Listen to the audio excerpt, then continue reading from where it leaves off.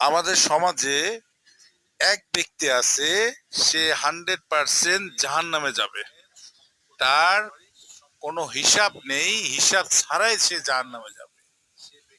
এক নাম্বার, যদি সে আমাদের কিছু লোকের ভিতরে আছে যে সুদখোর, ঘুষখোর, জেনাখোর, সকল লোক সাজা ভোগ করে হলেও সে জান্নাতে যাবে।